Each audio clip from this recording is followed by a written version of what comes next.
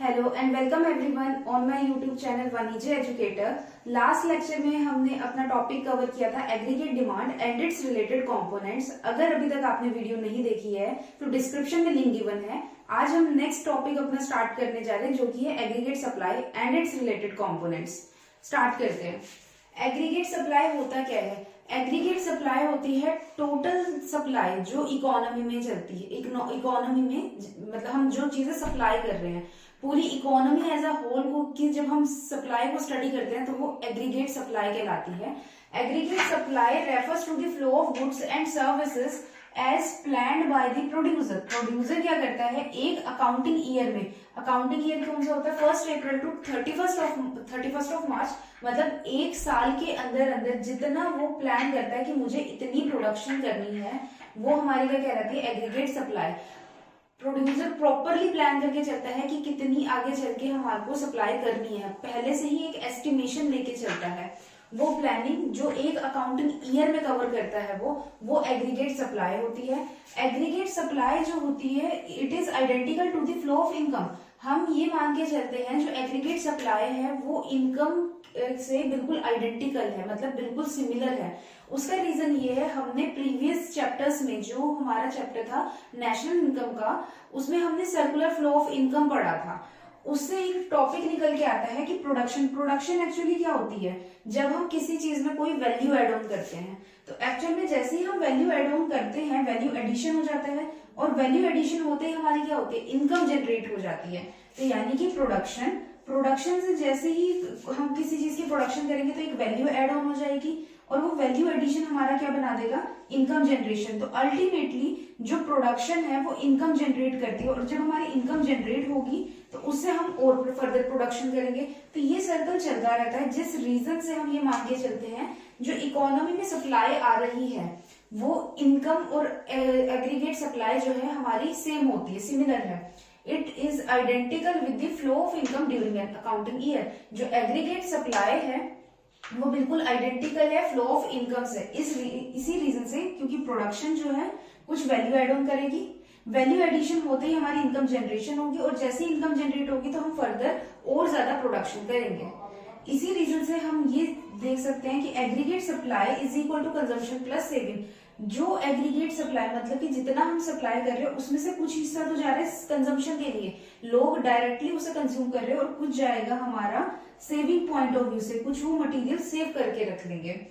और हमारे जो हमने लास्ट लेक्चर में हमने स्टडी किया था, income is equal to consumption plus saving. Income जो होती है उस इनकम का एक पार्ट जाता है कंजम्पशन के लिए, दूसरा पार्ट जाता है सेविंग के लिए। इनकम के दो पार्ट है, इनकम है, इनकम से आपने फर्दर डिवाइड किया तो कंजम्पशन एक्सपेंडिचर कर लिया, इनकम का ही कुछ हिस्सा आपने सेविंग पॉइंट ऑफ व्यू से रख लिया कि हमें फ्यूचर में कुछ सेविंग्स रखनी चाहिए, फ्यूचर में हमारे को पैसों की जरूरत पड़ेगी या फ्यूचर में हमें कुछ स्टॉक की जरूरत पड़ेगी, तो हम क्या कर लेते हैं, सेव कर लेते हैं।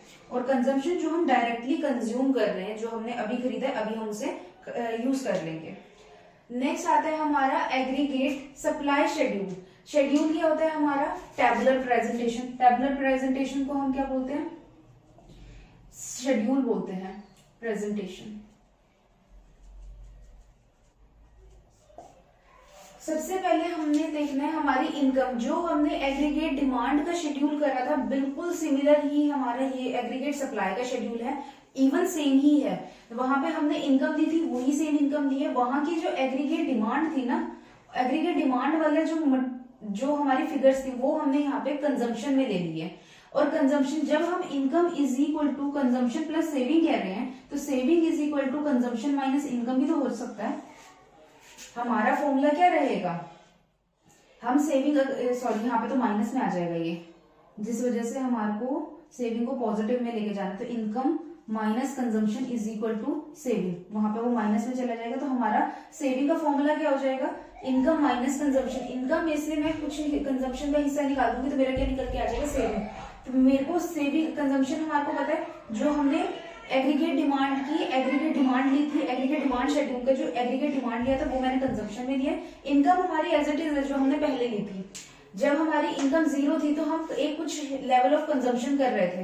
कंजम्पशन क्यों कर रहे थे, ये हमारी क्या थी, ऑटोनॉमस कंजम्पशन थी। यानी कि इसको हम ऑटोनोमस इन्वेस्टमेंट भी कह रहे थे। रीजन बिहाइंड ऑटोनोमस कंजम्पशन कह रहे थे। ऑटोनोमस कंजम्पशन क्या थी हमारी, जब हमारी इनकम कुछ नहीं भी हो लेकिन हम कुछ ना कुछ कंजम्पशन करते ही करते हैं। उसका रीजन क्या है, जैसे हमारी जो बेसिक नीड्स होती है लाइक फूड, शेल्टर, ये इसके लिए हम थोड़ा बहुत खर्चा करते ही करते हैं, क्लॉथ्स के लिए करते ही करते हैं, तो वो हमारा क्या हो गया, वो हमारी ऑटोनोमस कंजम्पशन है। हमारी इनकम भले ही जीरो है पर हम कुछ ना कुछ कंजम्पशन करेंगे ही करेंगे। तो सेविंग का फॉर्मूला क्या होता है, इनकम माइनस कंजम्पशन। इनकम हमारी जीरो है, कंजम्पशन हमारी 30 है, तो यानी कि हमारी सेविंग कितनी निकल के आएगी, -30। अभी क्या है, नेगेटिव में चल रही है हमारी सेविंग। फिर हमारी थोड़ी सी इनकम बढ़ी, जैसी हमारी इनकम थोड़ी सी बढ़ी, हमारी जो है कंजम्पशन भी क्या होगी, बढ़ गई, 35 हो गई। और उससे क्या हुआ, 20, इनकम हमारी 20 थी, माइनस कर दिया 35 कंजम्पशन, तो हमारा क्या निकल के आ गया, सेविंग निकल के आ गई, जो कि नेगेटिव में थी 15। पहले हमारी -30 थी लेकिन कुछ इनकम जनरेट होने से हमारी सेविंग जो नेगेटिव में ज्यादा थी वो थोड़ी सी कम हो गई। फिर हमारी इनकम हो गई 40। जैसी हमारी इनकम थोड़ी सी और बढ़ी वैसे ही हमारी जो कंजम्पशन भी क्या होगी, थोड़ी सी और बढ़ गई। और हमारी consumption, saving is equal to income minus consumption. जितनी इनकम थी हम पूरी की पूरा पैसा जितना हमने कमाया सारा का सारा हम कंजम्पशन में लगा रहे हैं, सेविंग के लिए 1 रुपये भी नहीं बच रहा है, इसलिए 40 - 40 इज इक्वल टू 0। यानी कि ये जो लेवल ऑफ आउटपुट है, ये जो लेवल है हमारा इनकम का, इस लेवल पे हम जितना कमा रहे हैं उतना का उतना खर्च रहे हैं। ये हमारा एक तरीके से income is equal to consumption level हो जाएगा कि जितना हम कमा रहे हैं उतना ही हम खर्च रहे हैं। नेक्स्ट फिर हमारी इनकम बढ़ेगी, इनकम 60 हुई, कंजम्पशन हमारी 45 हो गई।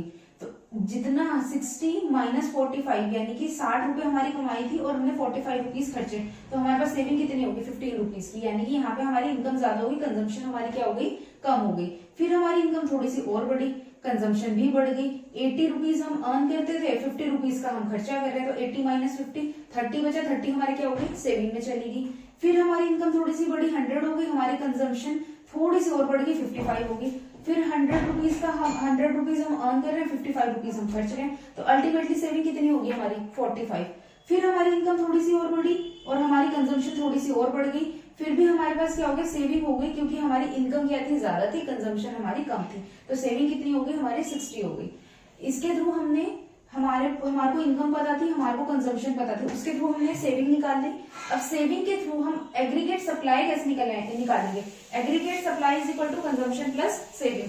कंजम्पशन हमारे पास ये दे रखी है, सेविंग हमारे पास ये दे रखी है, जब हम इसको टोटल करते जाएंगे तो हमारे पास क्या निकल के आ जाएगा, एग्रीगेट सप्लाई।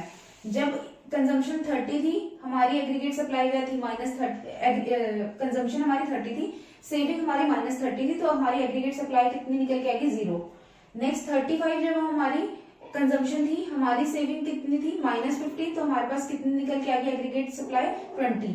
जितनी हमारी इनकम होती है एग्रीगेट सप्लाई भी हमारी सेम होती है, क्योंकि हमने अभी पढ़ा था it is identical with the flow of income. बिल्कुल सेम, बिल्कुल प्रॉपरली सेम है। जितनी हमारी इनकम होगी उतनी ही हमारी एग्रीगेट सप्लाई होगी। अल्टीमेटली आप जितना अर्न करोगे आप उतनी तो सप्लाई प्रोवाइड कर पाओगे। इस रीजन से जैसे हम कंजम्पशन को सेविंग के साथ ऐड ऑन करते जाएंगे तो हमारी फिगर निकल के आएगी।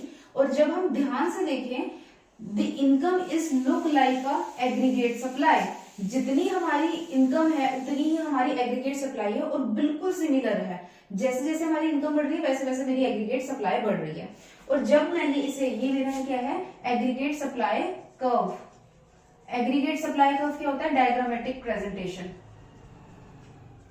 Diagrammatic presentation of aggregate supply. Aggregate supply के डायग्रामेटिक प्रेजेंटेशन, ये हमारा एग्रीगेट सप्लाई कर्व बताएगा। यहाँ पे मैंने एक्सेस पे हमने इनकम ले रखी है, वाई एक्सिस पे मैंने एग्रीगेट सप्लाई ले रखी है, जिससे कि जैसे कि हमने स्टडी किया था कि इनकम और एग्रीगेट सप्लाई बिल्कुल आइडेंटिकल है।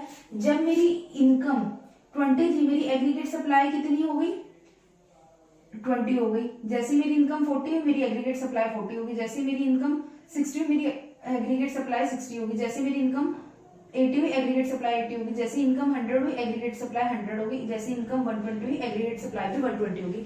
इसके थ्रू जब मैंने इन सबको ज्वाइन किया तो मेरी एग्रीगेट सप्लाई एक properly downward to upward straight line चली गई, जो कि हमारा देखा जाए तो कौन सा एंगल बना रही है, 45 डिग्री का एंगल बना रही है, एग्जैक्टली 45 डिग्री का एंगल बनाएगी।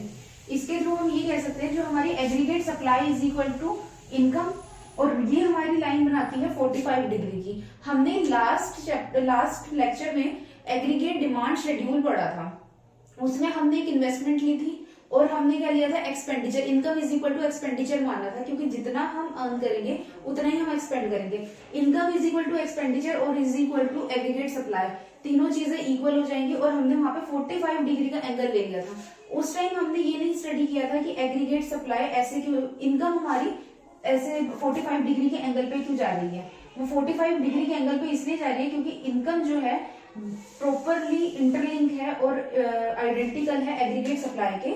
इस रीजन से 45 डिग्री के एंगल पे बन रही है। अगर आपको कोई भी डाउट हो प्रीवियस लेक्चर में, इस लेक्चर में, आप कमेंट के थ्रू पूछ सकते हैं। Thank you.